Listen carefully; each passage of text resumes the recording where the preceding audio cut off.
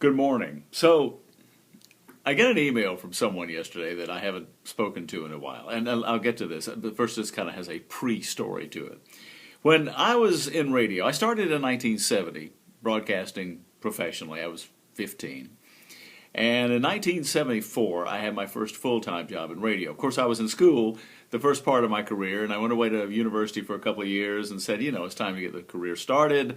I came back to Macon, and I got afternoon drive at a radio station named WBML. It was programmed by a guy named Crook. And Ken was an amazing talent. He had a great vision for the station. He was one of these guys that could explain what he wanted you to do.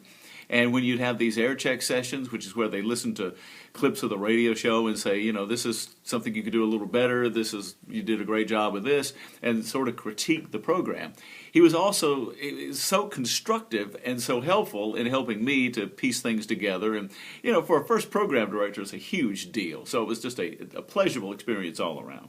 He leaves and goes to a radio station up in Michigan. Tried to get me to go up there and do afternoon drive, but I just didn't feel like it was too cold.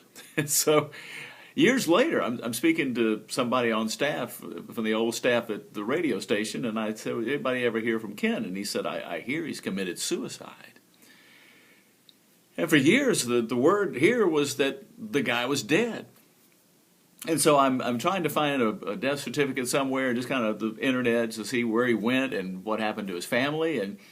And so I come across this radio station message board, and they too are wondering what happened to Ken Crook. And so I wrote the guy that headed the board, and I said, I understand he has committed suicide.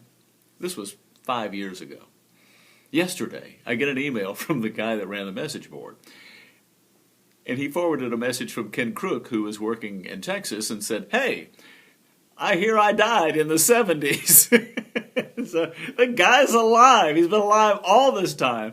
We've all thought he was dead, but no, he's not dead at all. He is working in Texas, and it's hysterical. It's absolutely hysterical. It had the best possible of endings, and I had to share this with you because this is, just remember, don't ever count them down and out.